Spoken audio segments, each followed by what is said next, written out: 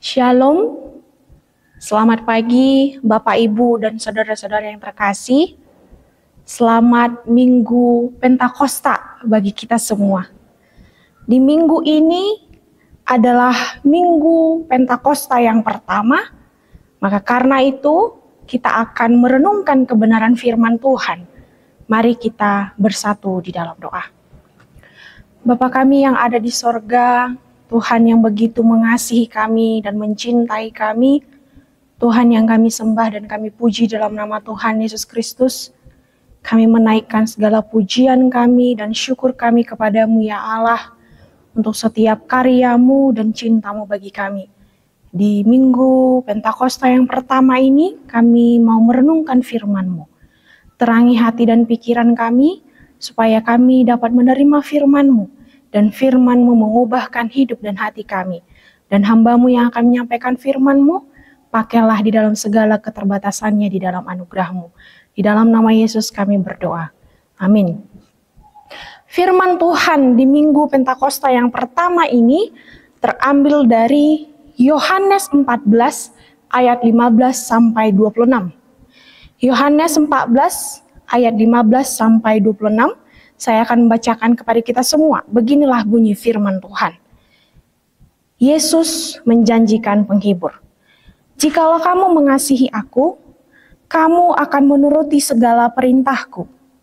Aku akan minta kepada Bapa, dan Ia akan memberikan kepadamu seorang penolong yang lain, supaya Ia menyertai kamu selama-lamanya, yaitu Roh kebenaran. Dunia tidak dapat menerima Dia, sebab dunia tidak melihat Dia dan tidak mengenal Dia. Tetapi kamu mengenal Dia, sebab Ia menyertai kamu dan kamu diam di dalam kamu. Aku tidak akan meninggalkan kamu sebagai yatim piatu. Aku datang kembali kepadamu. Tinggal sesaat lagi dan dunia tidak akan melihat aku lagi, tetapi kamu melihat aku, sebab aku hidup dan kamu pun akan hidup. Sebab waktu itulah kamu akan tahu bahwa aku di dalam Bapa-Ku dan kamu di dalam aku dan aku di dalam kamu.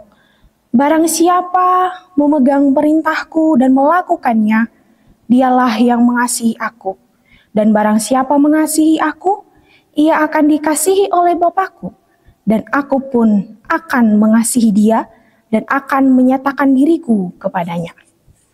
Yudas yang bukan Iskariot berkata kepadanya, Tuhan, apakah sebabnya maka engkau hendak menyatakan dirimu kepada kami dan bukan kepada dunia?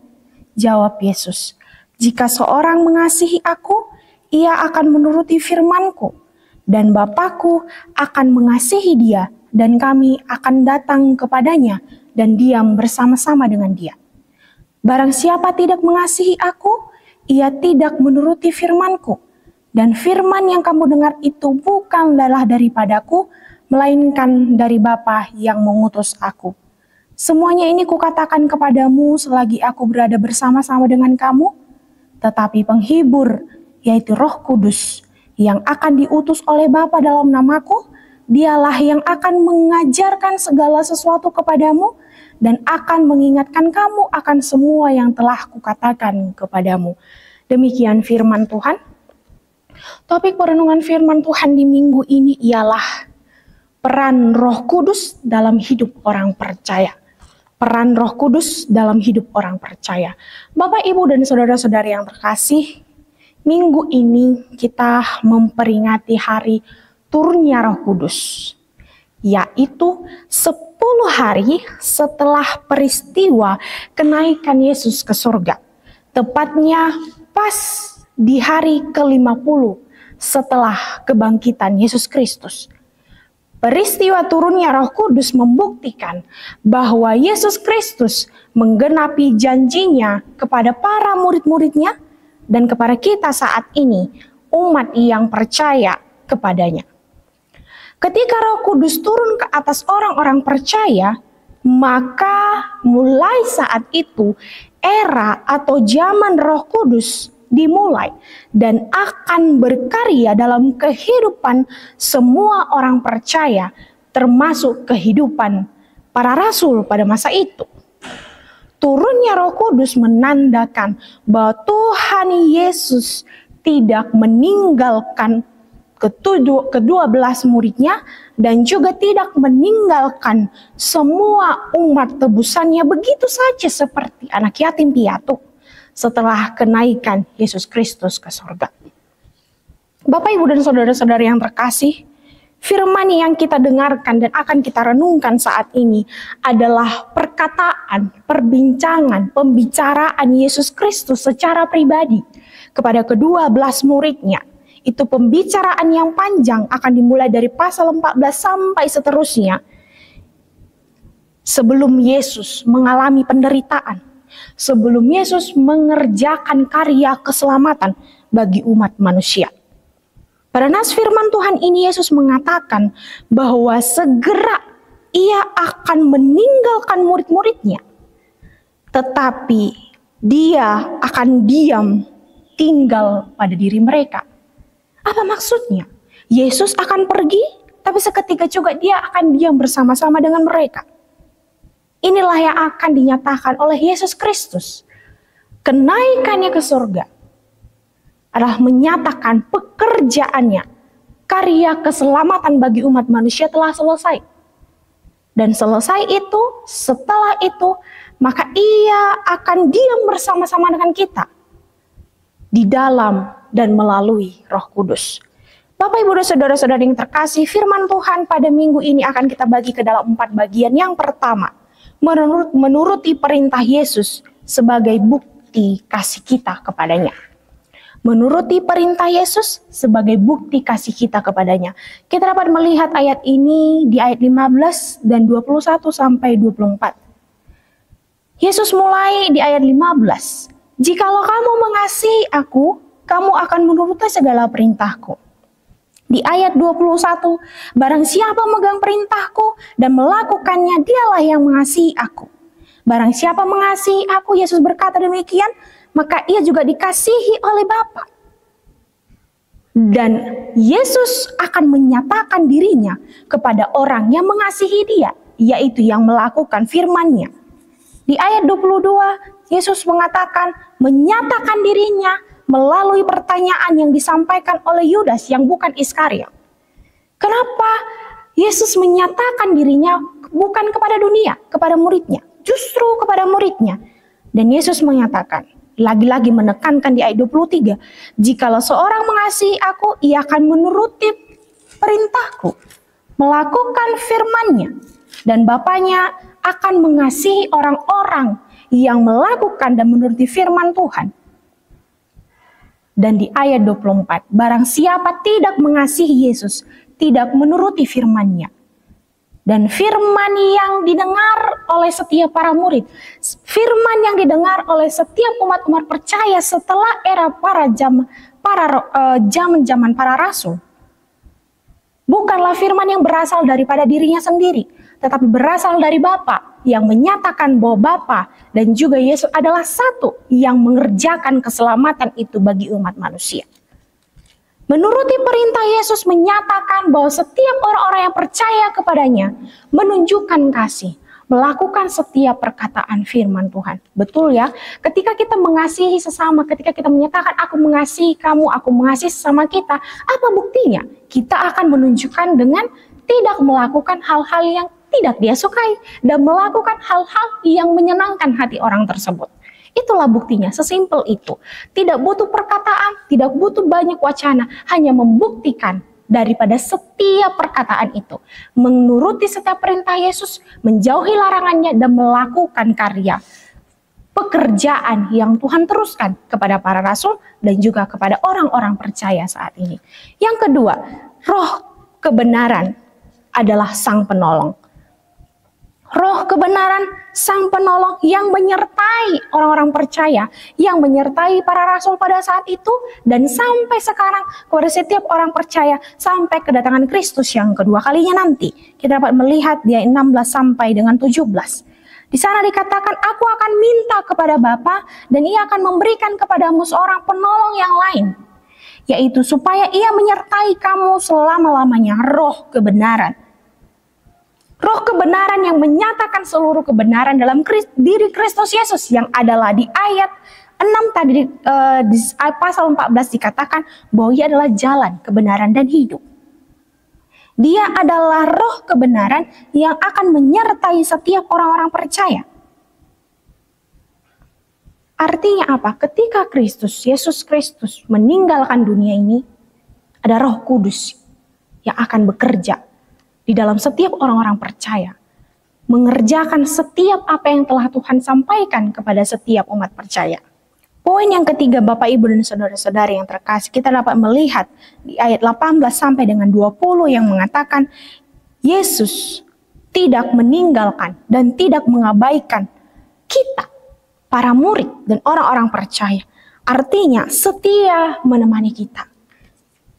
Dia bukan Tuhan yang selesai mengerjakan karya keselamatan meninggalkan umatnya begitu saja.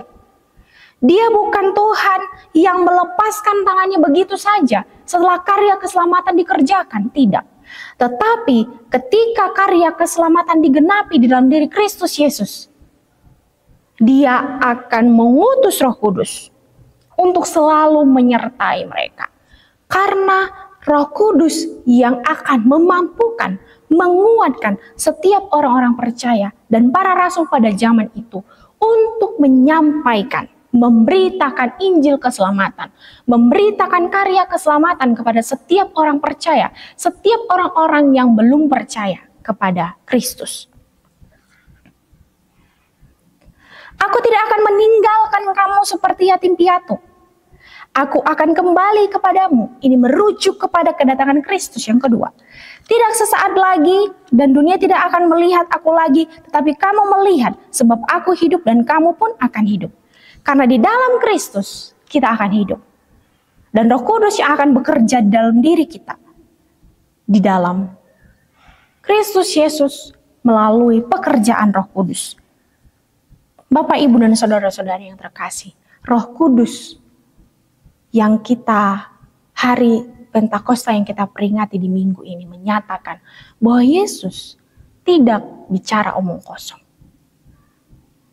Ketika Yesus mengatakan bahwa Dia akan pergi ke surga, sebentar lagi Dia akan mengalami penderitaan, para murid mengalami kegusaran, ketakutan, kegelisahan. Tetapi Yesus memberikan mereka penghiburan. Yesus mengatakan bahwa Dia pergi untuk menyediakan tempat bagi orang-orang percaya. Kita bisa lihat di perikop sebelumnya di pasal 14. Dan sebelum Dia datang kembali, Dia mengutus Roh Kudus, menyatakan bahwa Dia tetap bersama-sama dengan orang-orang yang percaya kepadanya, tidak akan meninggalkan mereka dan selalu menyertai mereka. Dan amanat agung Kristus yang disampaikan kepada ke-12 murid akan terus dikerjakan orang-orang percaya di dalam pekerjaan Roh Kudus. Kita hidup karena Yesus adalah hidup itu sendiri. Ketika kita percaya dan menerima Dia sebagai Tuhan, Raja, Juru Selamat, satu-satunya yang kita layani dan kita sembah di dalam hidup kita. Suatu keintiman yang menyatakan di ayat 20, aku, Kristus, berada di dalam Bapa. Dan kamu dan kita orang-orang percaya, para rasul di dalam Kristus. Dan Kristus diam di dalam kita. Ketika kita percaya, menuruti firman dan melakukan kehendaknya, salah satunya menuruti kehendaknya sebagai bukti kasih kita kepada Ia memberitakan Injil. Dan ketika kita hidup menyatakan pemberitaan Injil, menyatakan berita keselamatan kepada orang-orang yang belum percaya, maka Kristus menyatakan pengakuan, aku di dalam kamu dan kita di dalam Kristus, sementara Bapa di dalam Kristus. Bapak, Ibu, dan saudara-saudara yang terkasih, poin yang keempat dari firman Tuhan ini adalah Roh Kudus adalah roh penghibur.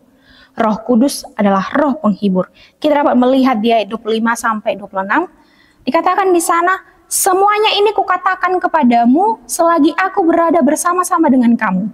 Tetapi penghibur, yaitu Roh Kudus, yang akan diutus oleh Bapa dalam namaku, Dialah yang akan mengajarkan segala sesuatu kepadamu dan akan mengingatkan kamu akan semua yang telah kukatakan kepadamu.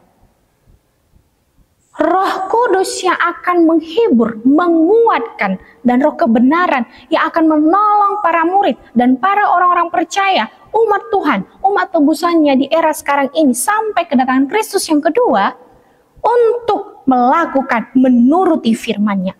Salah satunya ialah melakukan pemberitaan firman Tuhan. Memuridkan setiap orang sebagaimana amanat Yesus yang terdapat di Matius 28 ayat 19 sampai dengan ke-20. Dan Roh Kudus di dalam nama Yesus jelas identitasnya, Kristus Yesus, bukan roh yang lain. Yang menyatakan bahwa roh penghibur di dalam namanya akan mengajarkan segala sesuatu. Mengajarkan kepada setiap para murid, kepada setiap orang-orang percaya tentang semua apa yang telah disampaikan oleh Kristus. Tentang semua pengajaran, mengingatkan kita akan semua apa yang telah disampaikan oleh Kristus. Manusia terbatas, selalu lupa dengan apa yang telah didengar, maka Roh Kudus perlu untuk terus mengingatkan hari demi hari, untuk mengingatkan firman Tuhan, mengingatkan perkataan Kristus, untuk kita kerjakan dalam kehidupan kita.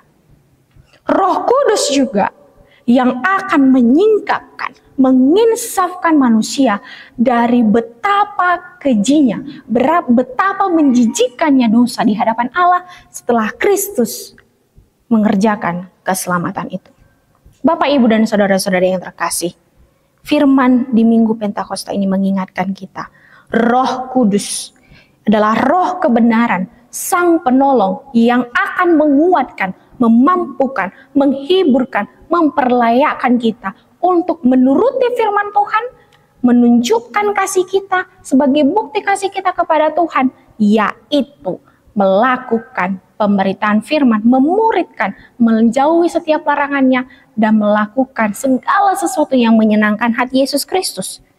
Dia Roh Kudus yang akan menghibur, yang akan mengingatkan kita semua tentang semua apa yang telah Dia katakan kepada kita untuk kita kerjakan sebagai manusia yang terbatas, yang terus lupa. Sering lupa akan apa yang telah kita dengar, termasuk firman Tuhan. Dan Dia yang memampukan kita, Roh Kudus yang memampukan kita untuk menuruti setiap perintah Tuhan. Yesus Kristus dan Roh Kudus menyatakan peran penting bahwa Ia akan menyertai kita sampai akhir zaman. Maka betullah yang disampaikan firman Tuhan di dalam amanat agung di dalam Matius 28 ayat 19 sampai 20 mengatakan, Aku akan menyertai kamu sampai akhir zaman. Roh Kudus, peran Roh Kudus dalam hidup orang percaya sebegitu pentingnya. Dan Roh Kudus yang menggerakkan manusia untuk hidup di dalam Tuhan, menuruti firman Tuhan, hidup mengerjakan misinya, melakukan kehendaknya. Di dalam satu kesadaran yang membuat kita bahwa kita tidak dapat berbuat apa-apa. Dan yang paling penting, Kristus menyertai kita. Apapun yang terjadi, di dalam melakukan setiap kehendaknya, dalam menuruti segala perintahnya, Dia menyertai kita dalam diri Roh Kudus. Amin firman Tuhan, mari kita bersatu dalam doa. Terima kasih ya Tuhan untuk firman-Mu yang mengingatkan kami. Peran Roh Kudus dalam hidup orang percaya yang dimulai dari pada zaman para rasul adalah menyatakan, memampukan, menguatkan kami untuk memberitakan firman-Mu, menuruti segala perintah-Mu sebagai bukti kasih kami kepadamu. Dan Roh Kudus yang akan menghiburkan kami, menginsafkan kami. Dan roh kebenaran itu yang menyatakan seluruh keberdosaan kami untuk hidup di dalam Tuhan. Terima kasih ya Tuhan, para umat-Mu yang menonton, mendengarkan firman ini melalui YouTube, Tuhan yang memberkati mereka. Roh Kudus yang sama yang kami beritakan, yang kami peringati di minggu ini, bekerja di dalam hati kami masing-masing, hati penonton umat-Mu yang mendengarkannya dan mengubahkan hidup mereka karena Roh Kudus. Terima kasih ya Tuhan, di dalam nama Yesus kami berdoa. Amin. Selamat Minggu Pentakosta yang pertama bagi kita Bapak, Ibu, dan saudara-saudara yang terkasih. Tuhan Yesus memberkati. Shalom.